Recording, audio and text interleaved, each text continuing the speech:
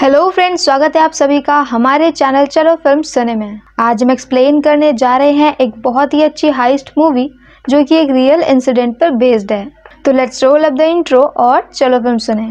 तो कहानी शुरू होती है ब्रायन नाम के एक बहुत ही बूढ़े आदमी से जो कि अपनी वाइफ के साथ बैठा होता है। ब्रायन अपने जवानी के दिनों में एक काफ़ी अच्छा चोर था और वो काफ़ी बार इसके लिए जेल भी जा चुका था। अब यहाँ पर सीन शिफ्ट होता है टेरी और केनी की तरफ।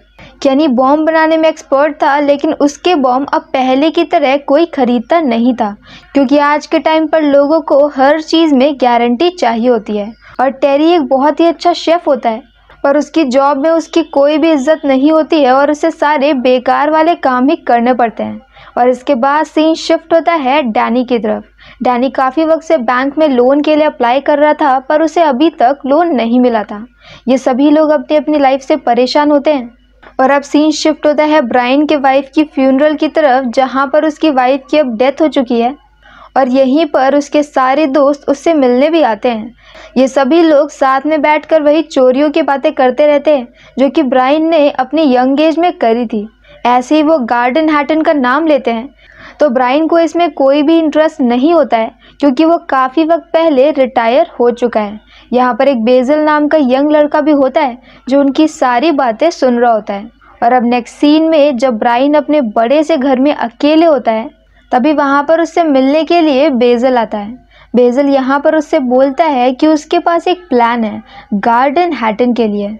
तो ब्रायन उसे बोलता है कि वो 25 सालों से गार्डन हैटन नहीं गया है, पर अब ब्रायन उसे बताता है कि वो एक टेलीकम्युनिकेशन कंपनी में काम करता है और वो अलार्म को बंद करने में एक्सपर्ट है।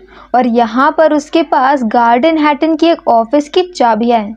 असल में वो ऑफिस उसकी फ्रेंड के हस्बैंड का होता है और उसका हस्बैंड कुछ गलत काम भी करता है, इसीलिए उसकी फ्रेंड ने उससे हेल्प मांगी थी और उसे चाबियाँ दी थी और बोला था कि वो उसके हस्बैंड के ऑफिस में जाए और उससे रिलेटेड सभी चीज़ों को हटा दे ताकि पुलिस कभी भी उसकी फ्रेंड तक ना पहुँचे। यहाँ पर वो लोग ऑफिस के लिफ्ट का यूज़ करके आसानी से उस जगह पे पहुँच सकते हैं जहाँ पर एक वॉल्ट है और वॉल्ट के अंदर ही बहुत सारे हीरे और पैसे रखे हुए हैं। असल में गार्डन हैटन एक ऐसी जगह होती है जहाँ पर बहुत सारे डायमंड की शॉप होती है, पर इन शॉप के नीचे एक बहुत बड़ा सा वॉल्ट भी बना होता है जिसके अंदर बहुत सारे दूसरे लोगों के लॉकर होते हैं जिनमें उनका काफ़ी सारा कीमती सामान रखा होता है और इसी सामान को उन्हें चोरी करना है। अब ब्रायन यहाँ पर बेजल के साथ उसी ऑफिस के अंदर जाता है जहाँ पर बेजल को कोड पता होता है, तो वो ऑफिस के अंदर आसानी से चले जाते हैं। यहाँ पर एक लिफ्ट होती है जो कि 3rd फ्लोर पर नहीं जाती है। ब्रायन उसे बताता है कि काफ़ी साल पहले इस लिफ्ट से किसी ने वहाँ पर जाने की कोशिश करी थी क्योंकि 3rd फ्लोर पर जाकर के आसानी से वो लोग वॉल्ट तक पहुँच सकते हैं और इसीलिए सिक्योरिटी कंपनी ने उस लिफ्ट का वो सेक्शन बंद कर दिया था। पर इसी लिफ्ट से 3rd फ्लोर तक जाने के लिए ब्रायन के पास प्लान होता है और अब ब्रायन इस काम के लिए रेडी हो जाता है। यहाँ पर बेजल उसे ये भी बताता है कि वहाँ पर कितने कैमराज हैं और ब्रायन उसे बोलता है कि वो लोग ईस्टर डे पर यहाँ पर चोरी करने के लिए आएंगे क्योंकि ईस्टर डे पर यहाँ पर 2 दिन की छुट्टी होगी। और अब नेक्स्ट सीन में हम इनकी पूरी टीम को देखते हैं जिसमें होता है टेरी, केनी, कार्ल, डैनी, बेजल और ब्रायन। यहाँ पर ब्रायन सभी को उस जगह की फ़ोटोज़ दिखाता है और बेजल यहाँ पर सबको ब्लूप्रिंट देता है। इसके बाद नेक्स्ट सीन में टेरी वहाँ पर एक वर्कर बन करके जाता है और वहाँ की लिफ्ट में कुछ सेटिंग्स को ख़राब कर देता है। इसके साथ ही वो लोग एक वाइट वैन का भी इंतज़ाम कर लेते हैं और कचरे के बहुत सारे बॉक्सेस का। इन्हीं बॉक्सेस के अंदर वो सारी अपनी लूट ले करके आएंगे। और अब सीन शिफ्ट होता है उसी चोरी वाली रात में जहाँ पर ये सभी लोग वर्कर्स के कपड़े पहन करके ऑफिस के पीछे वाले रास्ते से अंदर जाते हैं। दूसरी तरफ यहाँ पर ब्रायन और डैनी ये दोनों ही ऑफिस के अंदर जाते हैं और ब्रायन जल्दी से अलार्म को ऑफ कर देता है। इसके बाद वो लोग लिफ्ट को खोल देते हैं और ग्राउंड फ्लोर का बटन दबा करके लिफ्ट को वापस से बंद कर देते हैं। पर क्योंकि लिफ्ट में कुछ खराबी थी तो वो बीच में ही रुक जाती है और अब वो लोग लिफ्ट को जब ओपन करते हैं तो वहाँ पर पूरी जगह खाली होती है। यहाँ पर वो लोग रस्सी को बांधते हैं और रस्सी की मदद से उस फ्लोर तक पहुँच जाते हैं जहाँ पर उन्हें जाना होता है। उस फ्लोर पर पहुँचने के बाद वो लोग शटर को उठाने के लिए जैक का यूज़ करते हैं और तभी वहाँ पर अलार्म दोबारा से बजने लगता है। तो जल्दी से ब्रायन उस अलार्म को भी अंदर जा कर के बंद कर देता है और अब वो बाकी सभी लोगों के लिए रास्ता खोलता है और उन्हें पीछे वाले रास्ते से अंदर लेकर के आ जाता है। यहाँ पर जब वो लोग अंदर आते हैं तो अलार्म एक बार फिर से बजने लगता है, पर बेज़ल एज अ एक्सपर्ट इसे भी ठीक कर लेता है और केनी यहाँ पर सामने वाली बिल्डिंग में बैठ करके रोड पर नज़र रख रहा होता है और रोड पर जो भी होगा वो उन्हें बताएगा। यहाँ पर केनी देखता है कि वहाँ पर पुलिस आ जाती है क्योंकि अलार्म बहुत तेज़ी से बज रहा था, पर अब क्योंकि अलार्म बंद हो चुका है और पुलिस को कुछ भी सस्पिशियस नहीं लगता है तो वो वहाँ से निकल जाती है। अब ये लोग वॉल्ट के सामने पहुँच जाते हैं और मशीन की हेल्प से वॉल्ट के बगल वाली वॉल में होल करना शुरू कर देते हैं। यही उनका प्लान होता है कि वो लोग वॉल्ट के लॉक को ना खोल करके दीवार में ही छेद बना देंगे। यहाँ पर उन्हें 3 छेद बनाने होते हैं और तीनों ही होल जल्दी ही बन जाते हैं। अब इस होल के सामने एक बहुत ही भारी सी अलमारी होती है जिसे हटाने के लिए इन्हें एक दूसरी मशीन का यूज़ करना था, पर गलती से मशीन टूट जाती है और इसी पॉइंट पे सबका आपस में झगड़ा शुरू हो जाता है क्योंकि जब तक वो अलमारी नहीं हटेगी कोई भी अंदर नहीं जा सकता है। पर अब ब्रायन उन्हें बोलता है कि वो लोग आज यहाँ से चले जाएंगे और कल दोबारा से दूसरी मशीन लेकर के वापस आएंगे क्योंकि ईस्टर डे की वजह से 2 दिन की छुट्टी है, तो 2 दिन तक किसी को कुछ भी पता नहीं चलेगा और वो लोग इसी प्लान को फॉलो करते हैं। नेक्स्ट मॉर्निंग जब ब्रायन अपने घर पे होता है तभी वो वहाँ पर केनी को देखता है। केनी यहाँ पर बिली को लेकर के आया होता है जो कि उनके सभी चोरी किए हुए सामान को छिपाने का काम करेगा, पर ब्रायन को ये सुन करके गुस्सा आता है क्योंकि वो इस प्लान के बारे में किसी को भी बताना नहीं चाहता था, पर अब यहाँ पर बिली को पता होता है। वो समझ जाता है कि ये लोग उतने ज़्यादा प्रोफेशनल नहीं हैं और ये लोग खुद तो फंसेंगे ही और उसे भी फंसा देंगे, और इसी पॉइंट पे गुस्से में ब्रायन उसी टीम को छोड़ देता है और अब यहाँ से वो इस प्लान से बाहर निकल चुका है। केनी ये बात जल्दी से कॉल करके डैनी को बताता है, तो अब डैनी बोलता है कि ये काम वो अपने लिए कर रहा है और उसे कोई फ़र्क नहीं पड़ता है कि ब्रायन टीम में है या फिर नहीं। डैनी और टेरी यहाँ पर उसी दूसरी मशीन को लेकर के आते हैं और रात में दोबारा से वॉल्ट के पास जाने लगते हैं, पर अब यहाँ पर शॉप का दरवाज़ा बंद होता है क्योंकि चाबी तो बेज़ल के पास होती है। ये सब कुछ देख करके कार्ल को डर लगता है और वो क्विट करके निकल जाता है। दूसरी तरफ हम बेज़ल को देखते हैं जो कि ब्रायन के साथ बैठा होता है। यहाँ पर ब्रायन उसे बताता है कि वो पहले जिन लोगों के साथ डील करता था उनमें से कुछ लोगों का लॉकर अभी भी गार्डन हैटन में ही है और वो कुछ लॉकर नंबर की लिस्ट उसे दे देता है। इस लॉकर नंबर के अंदर बहुत सारे फ्लॉलेस हीरे हैं। फ्लॉलेस डायमंड सबसे ज़्यादा महंगे होते हैं और इसके अलावा वो डायमंड जिनके ऊपर रेड कलर का निशान लगा होगा उनकी कोई भी वैल्यू नहीं होगी। तो यहाँ पर अब बेज़ल का काम होता है कि वो वही वाले डायमंड ले जिसके ऊपर एफएल लिखा होगा। एफएल मतलब फ्लॉलेस, पर इसके बदले में उसे ब्रायन को भी 50% देना होगा और बेज़ल इसके लिए तैयार हो जाता है और इसके बाद वो जा करके डैनी के लिए रास्ता खोल देता है। ये लोग एक बार फिर से वॉल्ट के सामने पहुंच जाते हैं और उस अलमारी को भी अब हटा देते हैं। इसके बाद यहाँ पर डैनी और बेज़ल ये दोनों ही वॉल्ट के अंदर चले जाते हैं और सभी लॉकर को तोड़ तोड़ के उसके अंदर से जो भी मिलता है वो सब कुछ रखने लगते हैं। अंदर पैसे, डायमंड, ज्वेलरी, गोल्ड सब कुछ होता है और सारी लूट को बैग में भर करके वो कचरे के बॉक्सेस में डालने लगते हैं। यहाँ पर सबकी नज़र से बच करके बेज़ल उन्हीं लॉकर्स को ओपन करता है जिसकी लिस्ट उसके पास में थी और इन लॉकर में से वो वाले पैकेट्स अलग कर लेता है जिसके ऊपर एफएल लिखा था और बाकी सारा सामान वो बाकी बैग्स में डाल देता है और ये लोग बड़ी ही आराम से सब कुछ चोरी करके निकल जाते हैं और इनकी ये चोरी लगभग 300 मिलियन पाउंड की होती है और ये ब्रिटिश की उस वक्त की सबसे बड़ी चोरी होती है। अब नेक्स्ट सीन में वहाँ पर कॉप भी आ जाते हैं और इन्वेस्टिगेशन शुरू कर देते हैं और इसके बाद सीन शिफ्ट होता है इन्हीं सभी लोगों की तरफ जहाँ पर इनके सामने पैसों का ढेर पड़ा होता है। पर अब यहाँ पर डैनी जो कि 1 नंबर का चालू होता है वो सारा हिस्सा सिर्फ अपने और टेरी के लिए रख रहा होता है।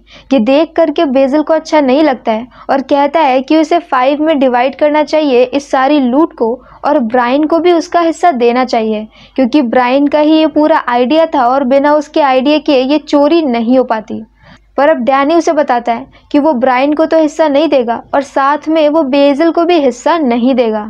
बेजल उसे बोलता है कि उसी ने अलार्म को ऑफ किया था, अगर वो अलार्म को ऑफ नहीं करता तो ये चोरी कभी पॉसिबल भी नहीं हो पाती।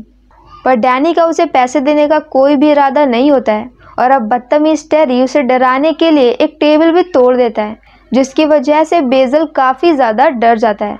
और अब बेजल के सामने 80,000 पड़े होते हैं और वो इन्हीं 80,000 को लेकर के वहाँ से भाग जाता है। उसके जाने के बाद ये सभी लोग अपने पैसों को बिल्ली को दे देते हैं, जो कि फिशेस की सप्लाई करता है, तो वो बहुत ही आसानी से फिश के साथ उन पैसों को भी इधर उधर कर सकता है।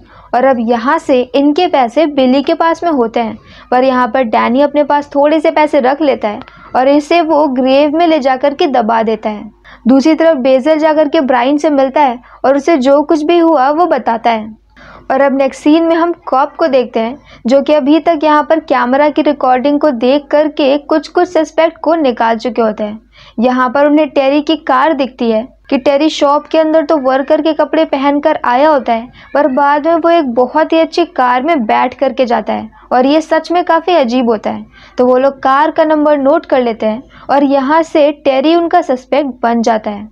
इसके बाद वो लोग डैनी को भी मॉल में देख लेते हैं, जहाँ से उसने मशीन खरीदी थी, और डैनी भी सस्पेक्ट में आ जाता है। और अब यहाँ से कॉप टेरी और डैनी दोनों के ऊपर नज़र रख रहे होते हैं। दूसरी तरफ यहाँ पर रात में ब्राइन जाता है केनी के घर पे और वहाँ पर तलाशी लेने पर उसे काफ़ी सारी ज्वेलरी मिल जाती है और तभी वहाँ पर केनी आता है। ब्राइन उसे बोलता है कि वो सभी लोगों से मिलना चाहता है और इस पूरे मैटर को क्लियर करना चाहता है। तो इसके बाद ये सभी लोग एक रेस्टोरेंट में मिलते हैं और क्योंकि पुलिस इनका पीछा कर रही थी तो उसे ये बात भी पता होती है। यहाँ पर वो लोग टेरी की कार में एक बग लगा देते हैं, जिसकी वजह से अब टेरी अपनी कार के आसपास जो भी बोलेगा उन्हें सब सुनाई देगा। और इसके अलावा वो लोग रेस्टोरेंट में भी एक सामान के ऊपर भी बग लगा देते हैं, ताकि वो लोग टेबल पर क्या बात कर रहे हैं ये कॉप बहुत ही आसानी से सुन सके। यहाँ पर टेबल पर डैनी बोलता है कि बेजल को सोना भी दिया गया है, जबकि डैनी साफ साफ झूठ बोल रहा होता है। पर अब यहाँ पर ब्राइन बोलता है कि वो सभी लोग कल उसके गैरेज में मिलेंगे और सारे पैसों को लेकर के आएंगे और यहाँ पर ब्राइन को अपना हिस्सा चाहिए और इसके बाद चीज़ें क्लियर हो जाएंगी। यहाँ इन सबके बीच में कार्ल नहीं होता है, क्योंकि जब कार्ल ने क्विट किया था तो उसके बाद डैनी और टेरी ने जा कर के कार्ल को बहुत ज़्यादा डरा दिया था ताकि वो पुलिस के सामने अपना मुंह ना खोले, और इसीलिए कार्ल यहाँ पर इनके साथ में नहीं होता है। यहाँ पर पुलिस इन्हें इस वक्त नहीं पकड़ती है क्योंकि वो इन्हें पैसों के साथ रंगे हाथ पकड़ना चाहती है। तो यहाँ पर ये सभी लोग बच जाते हैं और निकल जाते हैं।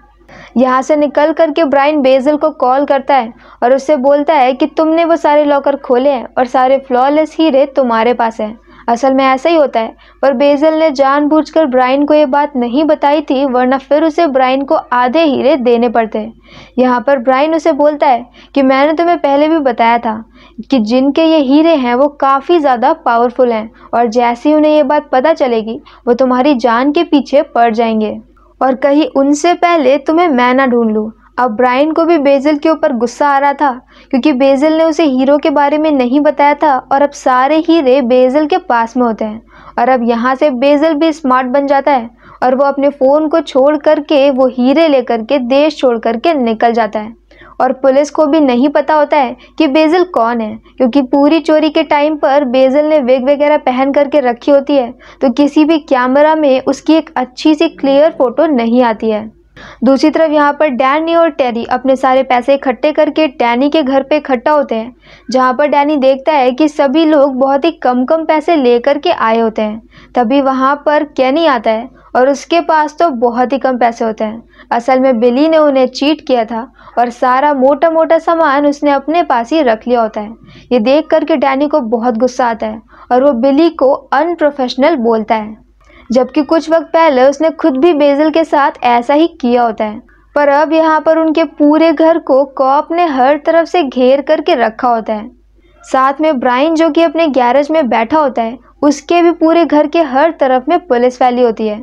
थोड़ी देर में ही ब्राइन को ये बात समझ में आ जाती है क्योंकि वो किसी पुलिस वाले को नोटिस कर लेता है और अब वो कॉल करता है टेरी को और उसे बोलता है कि यहाँ से अब उसे जेल हो जाएगी, पर इसके बाद भी वो टेरी का हमेशा इंतज़ार करेगा।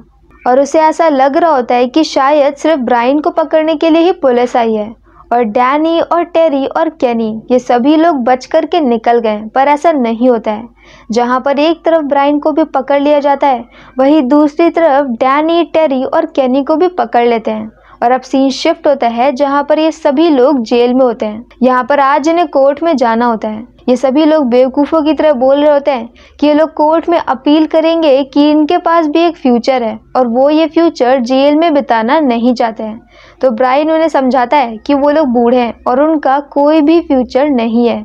वो ये ज़रूर बोल सकते हैं कि वो लोग मरने वाले हैं, और ऐसे ही इन्हें बचने और सिंपैथी के लिए क्या बोलना है ये सोचते सोचते वो लोग कोर्ट रूम तक पहुंच जाते हैं। पर अब यहाँ पर कोर्ट उन सभी लोगों को सज़ा देती है, साथ में बिली और कार्ल को भी पकड़ लेती है, क्योंकि चोरी में साथ तो उन्होंने भी दिया होता है।